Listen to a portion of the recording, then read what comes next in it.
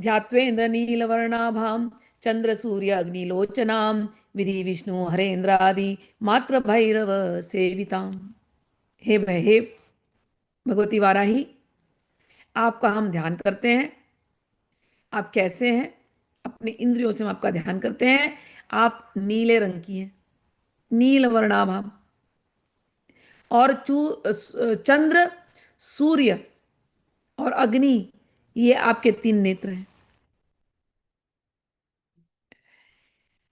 आप नील वर्ण, नील का अर्थ मैंने बताया बार बार। एक तो नीला रंग की देख करके मन को शांति लगे, लेकिन नील वर्ण क्या? आकाश। हे भगवती, आप सर्वव्यापी आकाश रूपिणी हैं। हे भगवती, नीला रंग मेघ वर्णा भी होता है कि बारिश गिरती है ना, तो बारिश में वो क्लाउडी कैसा रहता है। तो हे भगवती, आप बारिश के रूप में गिरने वाली, आप वो मेघ वर्णा है, मेघ रंग नील वर्णा है। तो जब भी ये बारिश का सीजन है, तो जब भी आप उसको देखना तो बस हे भगवती वाराही, आपको नमस्कार है। आपको हम याद करते हैं। आप जिनकी आंखें क्या है? चंद्र सूर्य अग्नि। चंद्र पोषण करने वाला, अमृत तत्व देने वाला, सूर्य तेजस देने वाला, अग्नि भी तेजस देने वाला, ओजस देने वाला। तो हे भगवती, ये तीनों नेत्र के रूप में आप ही हैं। आपकी पूजा तो विधि ब्रह्मा, विष्णु, हरि, इंद्र, ये सभी आपकी पूजा करते हैं। हे मातर, हे मात्र भैरव सेविताम, भैरव भी आपकी पूजा करते हैं। भैरव, अभी तो हमारी क्लास चल रही है और भी चलेगी, लेकिन भैरव का एक और अर्थ होता है, जो कंटिन्यूस, जो चेंज हो रही है, कंटिन्यूस जो चेंज, वो चेंज जो होता है, change is the only permanent thing, हम बोलते हैं ना, ओनली कांस्टेंट थिंग। कंटिन्यूस जो चेंज हो रहा है वो भैरव है, लेकिन वो चेंज करने की शक्ति भैरवी है। पृथ्वी में बारिश आई है, बारिश के बाद अब सृजन होगा, बारिश बंद हो जाएगी, बारिश के बाद फिर सब कुछ उगने लगेगा। तो वो जो चेंज हो रहा है, रोज रोज रोज चेंज हो रहा है। एक बीज आपने बोया, बीज के अंदर न जाने कितने चेंज हो रहे हैं, और 9 दिन के अंदर तो बीज में से कुछ ना कुछ निकल जाता है। जब आप घट स्थापना करते हो तो घर के अंदर बीज डालते हो, फिर उसमें से निकलने लगते हैं सारे स्प्राउट्स। 9 दिन के अंदर तो इतने बड़े बड़े हो जाते हैं।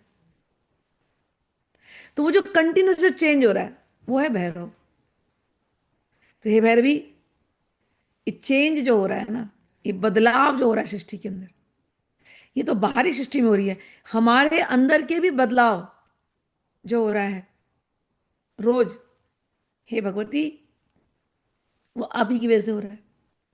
आपकी पूजा तो ब्रह्मा, विष्णु, हर, भैरव, ये सभी आपकी पूजा करते हैं। हे भगवती,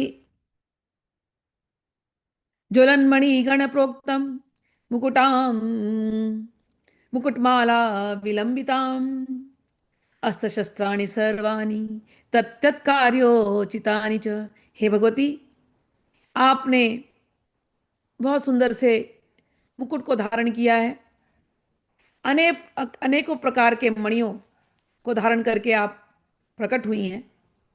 ये मणि चमक रहे हैं आपके ऊपर। आप नीलवर्णा, और आपने मुकुट धारण किया है जिसमें एक एक सुंदर सुंदर मुकुट मणि वो चमक रहे हैं। और अनेकों अस्त्र शस्त्र आपने धारण करके रखे हैं। आप हमेशा अपने भक्तों के रक्षा के लिए तत्पर होती हैं। एतै समस्तैर्विविधं बिभ्रतिं मूसलं हलं पात्वा हिंस्रान् ही कवचम मुक्ति मुक्ति फलप्रदम। हे भगवती, आपके हाथ में मूसल है, वो मूसल चमक रहा है। हल है, भगवती के भवाराई के हाथ में हल होता है। हल, हल क्यों? खोदने के लिए, जमीन को खोदने के लिए। तो मूसल और हल आपके हाथ में है भगवती। ये अनेकों अस्त्र शस्त्र लेकर के, ये मूसल हल लेकर के आप इस धरती की रक्षा करती हैं। आप हमारी भी रक्षा वैसे ही कीजिए। पटे त्रिसंध्यम रक्षार्थम घोर शत्रु निवृत्तिदम वार्ताली में शिरपातु घोराही फालमुत्तमम। कहते हैं ये कवच पढ़ने से भुक्ति मुक्ति फलप्रदम, ये कवच पढ़ने मात्र से भुक्ति और मुक्ति ये इसका फल मिलने वाला ही है, भोग और मोक्ष दोनों मिलने वाला है।